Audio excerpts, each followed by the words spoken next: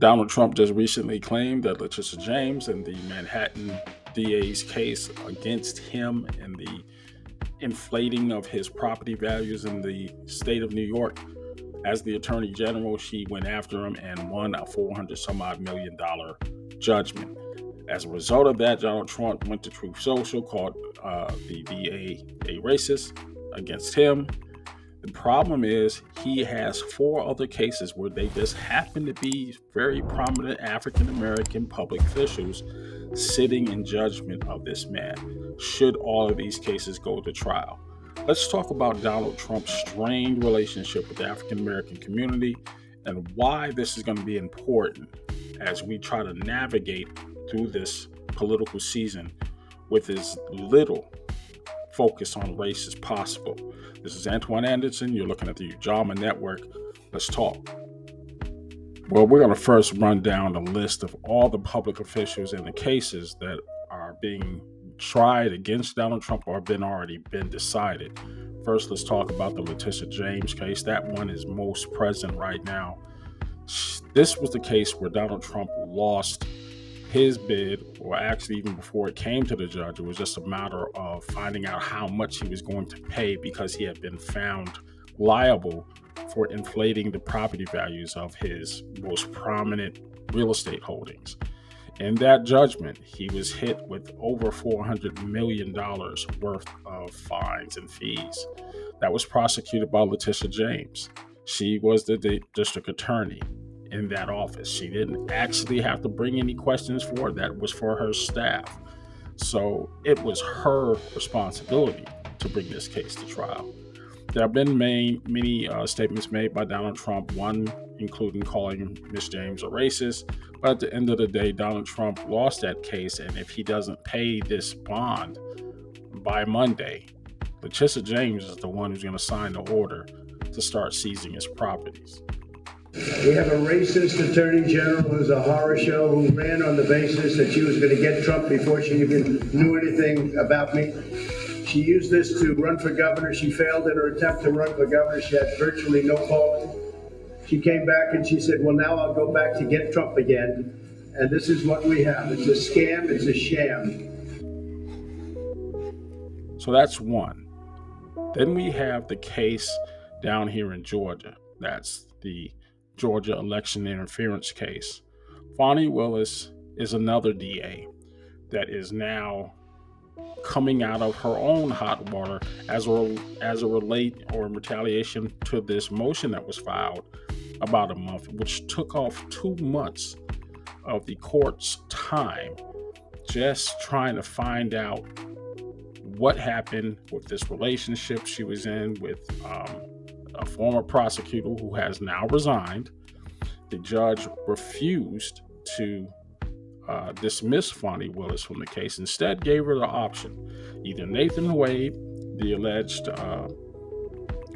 third party in this, be removed, or the entire DA goes. That means the entire case, the entire office has to be removed. Nathan Wade resigned. But upon getting that resignation,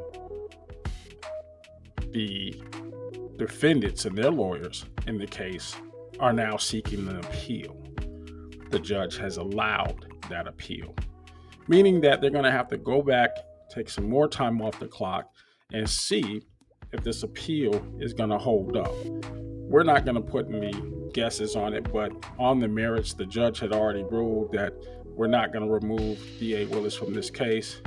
If by some chance the appellate court removes this case from DA Willis's hands, that's one less case that Donald Trump and his co-defendants would have to deal with.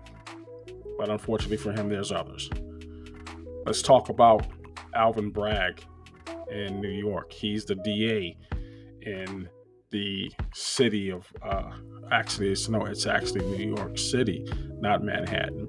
Alvin Bragg has jurisdiction over the Stormy Daniels case, where alleged hush money was being paid. There was a delay in that case as well on particulars. This is, again, a black public official that's having to make sure that all of his T's are crossed and I's dotted before bringing a case against this individual. We're in this phase of the trial where it is just, making sure your ducks are in a row because you're coming for the king and you must not miss. And with all the evidence that is being compiled against this individual in all these different cases, you have to imagine that there's going to be a degree of caution when approaching this case. And now they're ready to go. Now, we just talked about 3 district attorneys that Donald Trump is facing right now. But yet there's another case. And this one has to do with the actions and what happened on January 6th, where it's not a black DA that's prosecuting him. That's a special agent, Jack Smith. But the judge overseeing that case is Tanya Chutkan. And this tenuous relationship between African-American public officials and the Donald Trump re-election campaign is just on full display. There's no getting around it. It is leading for a lot of chatter and talk on these spaces where there's a racial component that's being overlooked in some cases, and some is being highlighted and heightened as if it's African Americans that's going after this individual. Not so much what he is doing, but just because he's Donald Trump. It is a very fine line that Donald Trump has to walk with these kind of comments that he's making. He's made some against Letitia James, called her a racist. When you start playing that race card in a demographic that you're not doing, we're doing better than you've done in previous elections as far as the Republican nomination is concerned. But you have to be very careful about what you say and how you say it, as not to affect or to outrage the overwhelming majority of the people who probably weren't going to vote for you anyway. But if you start to see that this certain demographic is starting to bear the brunt of not only the comments coming from Donald Trump, but his supporters, people are very leery about the dangerous times that we are living in right now. You have to have a sense of caution when you make these statements. Things are already looking bad. The optics of it. It's Donald Trump versus these black legal officials. That's what you're seeing day after day after day. They're not so much talking about it, but there is an underlying current that people need to pay attention to and how this is shaping up. There are many in the African American spaces on these channels that are highlighting a lot of the things that Trump did. If Donald Trump was able to just stick to some of the issues, the one issue where he would definitely have a leg up on right now in the black community is the issue of immigration. There are a lot of people talking about it in the hood because what's happening with these illegal immigrants, they're not going to suburbia where the home prices start at $250,000 and up. No, they're in the inner cities. These South and West Side homeowners are angry. They believe the city has overextended itself and should be putting the tens of millions of dollars earmarked for migrants into Chicago's most vulnerable neighborhoods. But the South Side has been under-resourced, underfunded for years, for decades. We have schools that need to be reopened. We have buildings that are abandoned that need to be business operated. The group says the city has abandoned its Invest Southwest initiative, a Lightfoot-era program that was dedicated to reversing decades of disinvestment on Chicago's South and West Sides, promising to align more than $2.2 billion through public and private funding. We are taxpayers, we're property owners. Our money should go towards fixing our communities. The city has received more than 15,000 migrants since August 2022. We have no more room. Y'all are embarrassing Chicago as a whole. According to analysis by the ABC7 data team, there are more than 20 active migrant shelters across the city, 7 located on the South and West Sides. Whether it's one shelter or whether it's 10 shelters, we're saying the facilities that are there for us, the money needs to be put into those facilities for us. We had this case down here in Georgia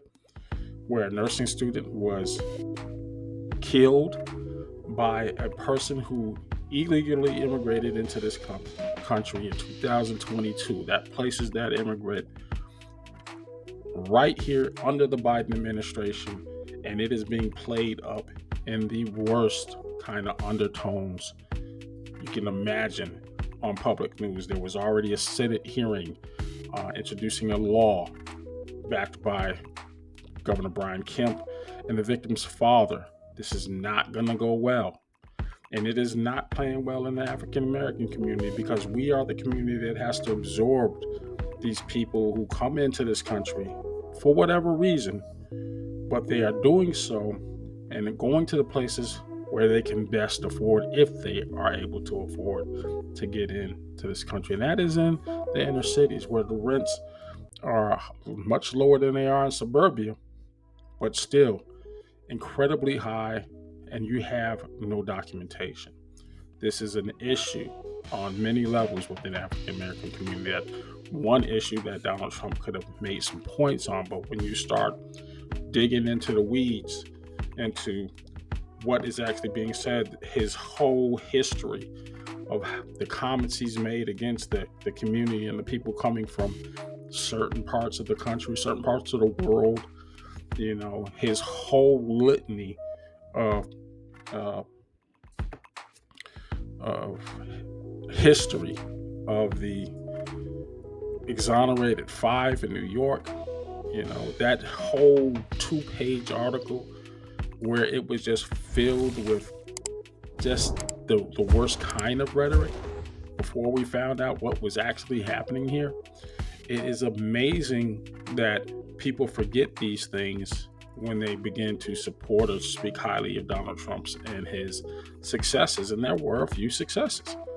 Let's not forget about the HBCU meetup that he had with a whole bunch of Black leaders of the historically Black colleges. That was the one that was made famous by Kellyanne Conway with her knees up on the couch. That drew a whole bunch of criticism.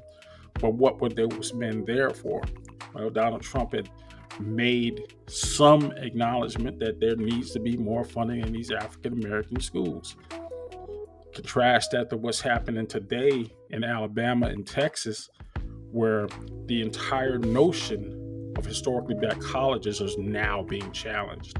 We have to start looking at these issues as if they're not monolithic issues, just one silo of things. Donald Trump has a history of backtracking on certain things. His party is moving one way. He has said and done things in the past that may have been viewed as favorable in the African American community. But what's going on right now? There is some serious trouble brewing in states like Florida and Alabama and Texas. These are his bases, and they are not very favorable to any furthering of academic excellence within the African American community. Couple that with what happened with the Biden administration and what happened on the Trump-dominated Supreme Court, when affirmative action and admissions was just flat out removed. You have to understand there's a bigger plays at stake here, bigger games that's being played. Let me know what you think about some of these comments. I would like to hear from you for the most part. Remember, the algorithm is going to set the tone for what you're going to be able to say. If you've got a lot of rhetoric and not a lot of substance, it's probably going to block you. And if it gets past that, it's not getting past me. So keep that nasty rhetoric to yourself. Leave your comments, like, subscribe. Let me know what you think. I'll be looking to hear from you. Thank you.